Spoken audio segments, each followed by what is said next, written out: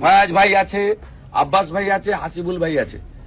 আমরা আমাদের কোনো মুসলিম ভাইকে আমাদের কোনো ধর্মীয় স্লোগান দিতে বলি না। তারা ভারত মাতা কি জয় বলে।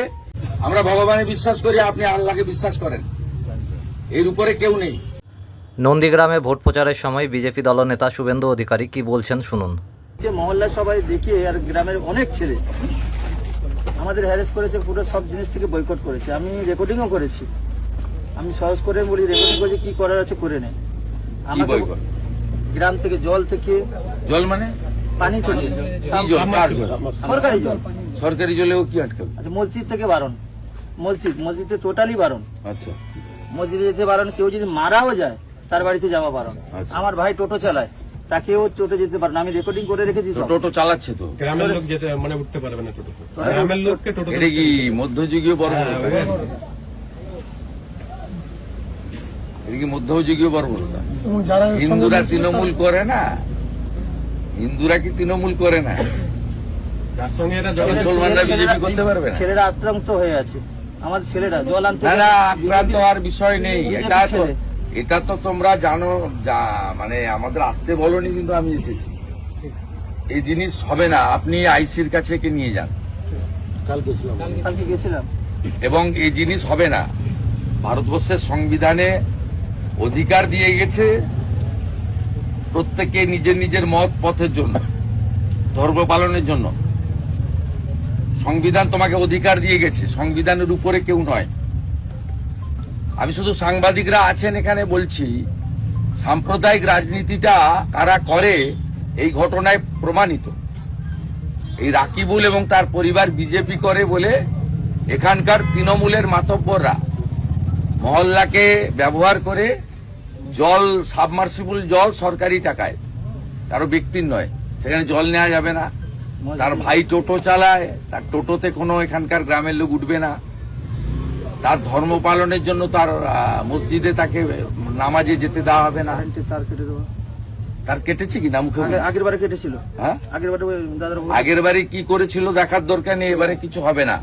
তুমি যদি চাও তোমার বাড়ির ছাদে বিজেপির পতাকা লাগিয়ে রাখবে, আমার ব্যানার লাগিয়ে রাখবে। তোমার যদি কেশাগ্র কেউ স্পর্শ করে তাহলে সাউদ্দিন সহ 11 জন এখানে 1.5 বছর জেল খেটেছে, মোহাম্মদপুরের প্রধান সহ। আমি তোমাকে বলে দিচ্ছি, 9টা মার্ডার কেসে এদের নামে পেন্ডিং ওয়ারেন্ট রয়েছে। মামনি জানার মামলা কোর্টের হস্তক্ষেপে এনআইএ এর হাতে গেছে। আমি সাবধান করে দিয়ে যাচ্ছি, আপনারা আপনাদের কথা বলবেন, আমরা আমাদের কথা বলবো।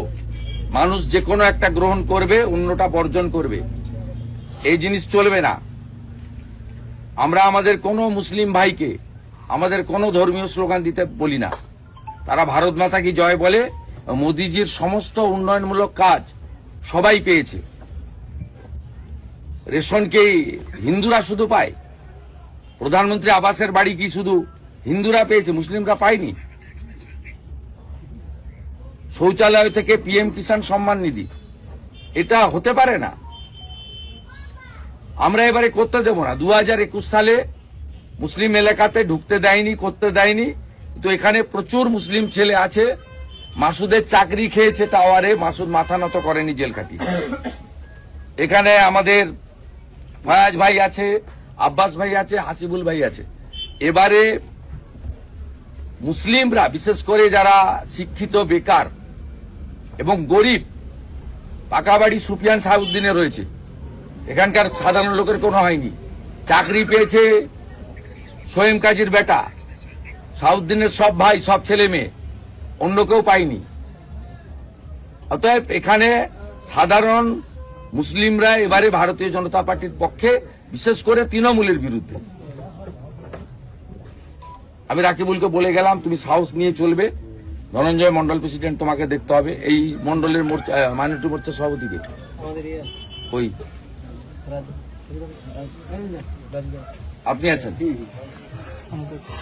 আমাদের রাজু ভাই ঘর নাসির ভাই আছেন। আপনার দায়িত্ব এদেরকে প্রোটেকশন করা। সমস্ত বিজেপি সমর্থক যারা স্বইচ্ছায়, তারা প্রার্থীর ব্যানার রাখবেন বাড়িতে, বাড়ির সামনে, কে হাত দেয় দেখব। আমাদের অফিসের কে আছে এখানে? রাজাকে ডাক। এখানে ওই দাদা ওই থানার ভিতরে ওরা একটা পার্টি অফিস করবে বলে করেছে। আমি কালকে ইসলাম ওই কার্যালয় করেছিলাম না, নির্বাচনী কার্যালয়। শ্যামল সাহু এখানে মাঝে মাঝে আসবে, আর মেঘনাথ দত্ত আছে, সব দেখে নিবে, মন্ডল সভাপতি যোগাযোগ রাখবে। তুমি আমাদের মুসলিম যত আমাদের মাইনরিটি মোর্চার নেতৃত্ব আছে, সকলের বাড়ির ঘরের সামনে বা গাছে সিসিটিভি লাগাও, সিসিটিভি লাগাও, এবং চিপটা আমার অফিসে, এমএলএ অফিসে থাকবে। আমি দেখতে চাই কি কি করবে। আর আপনাদের ভোট পর্যন্ত কেউ ডাকলে যাবেন না, ভোট পর্যন্ত ডাকলে যাবেন না।